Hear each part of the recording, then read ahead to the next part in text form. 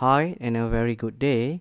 So for this video, I will show to you some basic on how to get data in and out by using R. Alright, so first let's take a look at the function for getting the data in. Alright, so for this tutorial, I will show to you on these two functions, okay, read.table and read.csv. Okay, so now I introduce you guys this question mark here. Okay, so what are the purpose we putting the question mark in front of the function? Okay, let's try. Okay, so when we put the question mark in front of the function, you can find out more, right? The description and anything about the function. Okay, so in this case, we want to know, okay, read table, okay, more option on how to import the data files, right? So you need to specify the separator.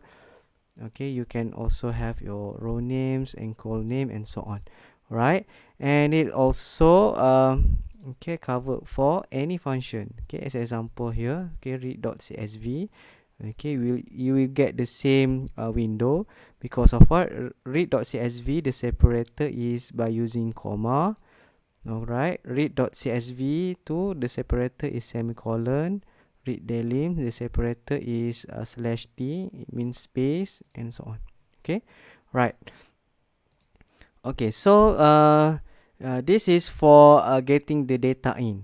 Okay, for the purpose of to get the data out or to save the data set, we will use write.table and also write.csv. Okay, so what are these functions for? Okay, you can check it.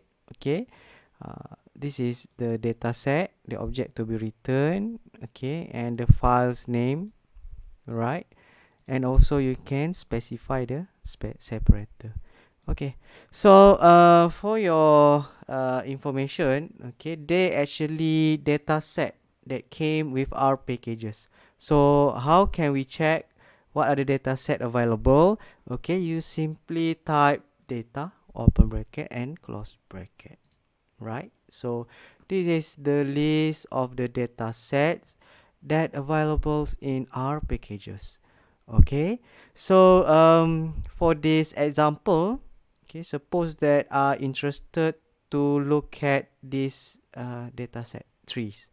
Okay, so you can load the data set, right? Or you can even edit the data set. Okay, here suppose that for the first row I want to edit as 80.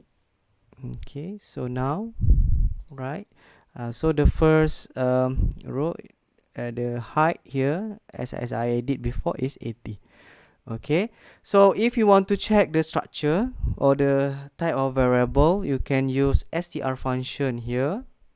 Okay, so based on the data set, we know that we have 31 observation with 3 variables, and each variable, this is the type here. Okay, numeric, and numeric. So it is actually important to check the type of variable to make sure that R import the data correctly.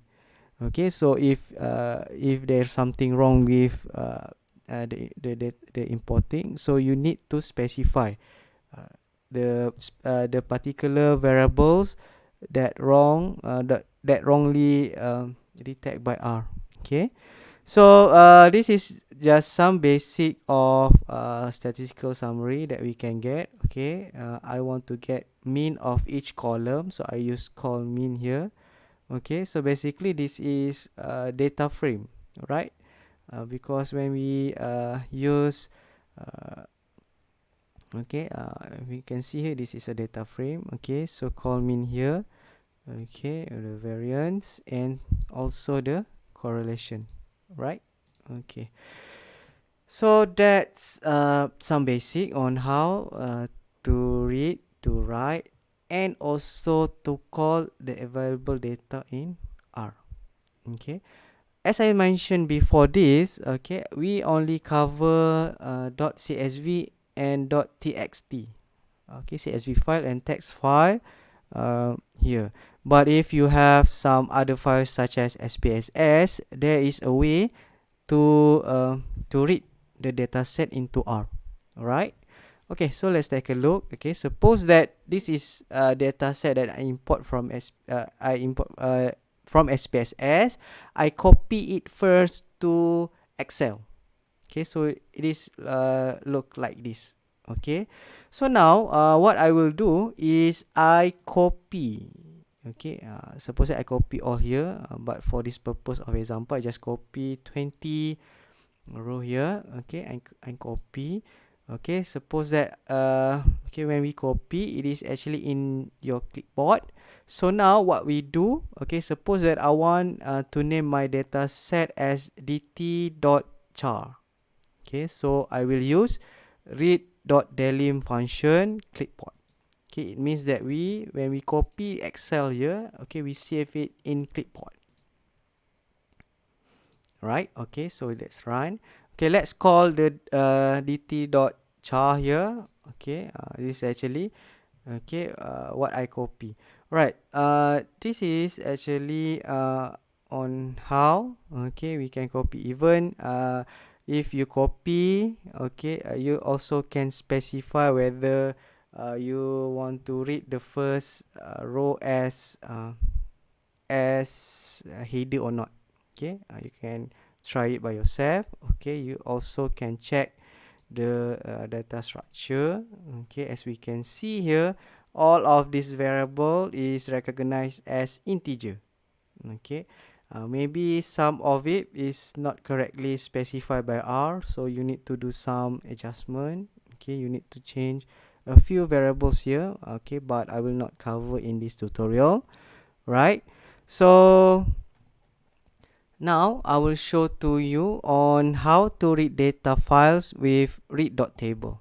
Okay, for this purpose, I want you to download these two files from my course content. Okay, mtcars and telco.csv, and make sure you put the data in your working directory. Right, so I check my working directory first. Okay, so in document, okay, so this is my actually my okay, my working directory. Okay, document. So I copy and paste it here so that I don't need to specify the location when I'm reading the data set. Right, so let's take a look at the first example. Okay, suppose that okay, first you can take a look at the raw data set. Okay, empty cars here. Okay, you can see this is text file, and telco here. Right, this is okay CSV file. Right, okay. Okay, so now let's take a look at the example. Okay, so I want to read the text file first. Okay, the empty cars here. Okay, so let's run it. Okay, so let's take a look at data 1. Right, data 1. Okay, so as you can see here, there is something wrong when we read the data. Okay, it is not properly read by R. Because of what? Actually, because we not specify the separator. Okay, as we can see from the raw data set here. Okay, the separator is semicolon, so you need to specify the separator first. Right, so okay, let's specify the separator. Okay, now let's take a look at data 1.